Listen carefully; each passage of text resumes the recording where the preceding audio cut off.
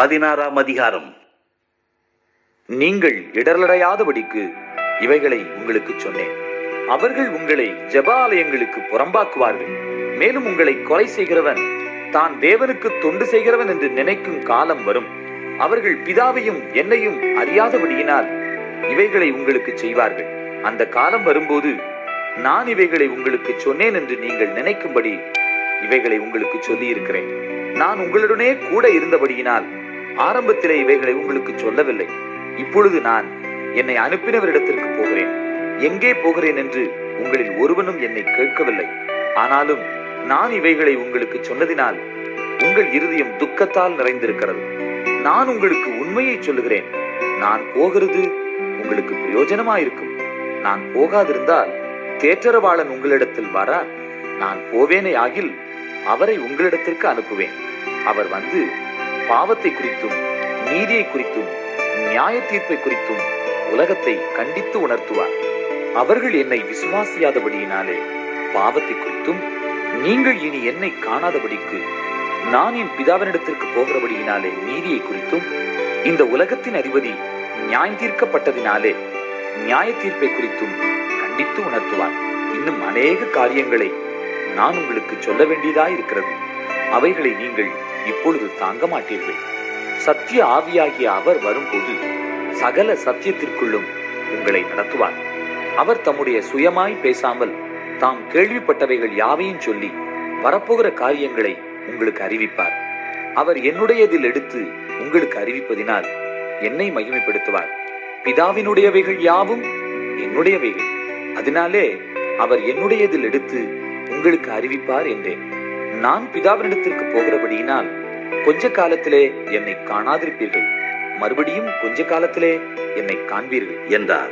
அப்பொழுது அவருடைய சீஷரில் சிலர், நான் பிதாவினிடத்திற்கு போகிறபடியினால் கொஞ்ச காலத்திலே என்னை காணாதிருப்பீர்கள் என்றும் மறுபடியும் கொஞ்ச காலத்திலே என்னை காண்பீர்கள் என்றும் அவர் நம்முடனே சொல்லுகிறதின் கருத்தென்ன என்று தங்களுக்குள்ளே பேசிக் கொண்டதுமன்றி, கொஞ்ச காலம் என்கிறாரே, இதென்ன? அவர் சொல்லுகிறது இன்னதென்று நமக்கு விளங்கவில்லையே என்றார்கள். அதை குறித்து தம்மிடத்தில் கேட்கும்படி அவர்கள் விரும்புகிறதை இயேசு அறிந்து அவர்களை நோக்கி, கொஞ்ச காலத்திலே என்னை காணாதிருப்பீர்கள், மறுபடியும் கொஞ்ச காலத்திலே என்னை காண்பீர்கள் என்று நான் சொன்னதை குறித்து நீங்கள் உங்களுக்குள்ளே விசாரிக்கிறீர்களோ? மெய்யாகவே மெய்யாகவே நான் உங்களுக்கு சொல்லுகிறேன், நீங்கள் அழுது புலம்புவீர்கள், உலகமோ சந்தோஷப்படும். நீங்கள் துக்கப்படுவீர்கள், ஆனாலும் உங்கள் துக்கம் சந்தோஷமாக மாறும். ஸ்திரீயானவளுக்கு பிரசவ காலம் வந்திருக்கும் போது அவள் துக்கம் அடைகிறாள். பிள்ளை பெற்ற உடனே ஒரு மனுஷன் உலகத்தில் பிறந்தான் என்கிற சந்தோஷத்தினால் அப்புறம் உபத்திரவத்தை நினையாள்.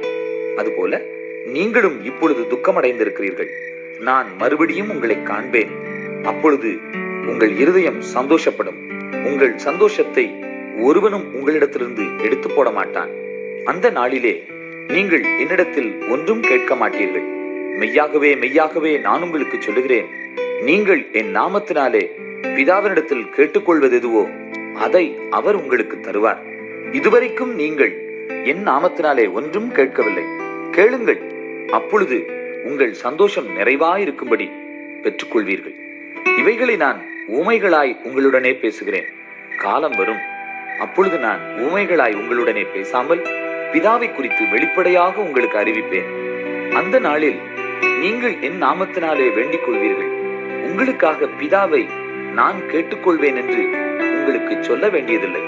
நீங்கள் என்னை சிநேகித்து நான் தேவனிடத்திலிருந்து புறப்பட்டு வந்தேன் என்று விசுவாசிக்கிறபடியினால் பிதா தாமே உங்களை சிநேகிக்கிறார். நான் பிதாவினிடத்திலிருந்து புறப்பட்டு உலகத்திலே வந்தேன், மறுபடியும் உலகத்தை விட்டு பிதாவினிடத்திற்கு போகிறேன் என்றார். அவருடைய சீஷர்கள் அவரை நோக்கி, இதோ இப்பொழுது நீர் உவமையாய் பேசாமல் வெளிப்படையாய் பேசுகிறீர். நீர் எல்லாவற்றையும் அறிந்திருக்கிறீர் என்றும் ஒருவன் உம்மை வினாவ வேண்டுவதில்லை என்றும் இப்பொழுது அறிந்திருக்கிறோம். இதனாலே நீர் தேவனிடத்திலிருந்து வந்திருந்து விசுவாசிக்கிறோம் என்றார்கள். இயேசு அவர்களுக்கு பிரதி உத்தரமாக, இப்பொழுது நீங்கள் விசுவாசிக்கிறீர்கள். இதோ நீங்கள் சிதறுண்டு அவனவன் தன் தன் இடத்துக்கு போய் என்னை தனியே விட்டுவிடும் காலம் வரும். அது இப்பொழுது வந்திருக்கிறது. ஆனாலும் நான் தனிக்கிறேன், பிதா என்னுடனே கூட இருக்கிறார். என்னிடத்தில் உங்களுக்கு சமாதானம் உண்டாயிருக்கும் பொருட்டு இவைகளை உங்களுக்கு சொன்னேன். உலகத்தில் உங்களுக்கு உபத்திரவம் உண்டு, ஆனாலும் திடன் கொள்ளுங்கள், நான் உலகத்தை ஜெயித்தேன் என்றார்.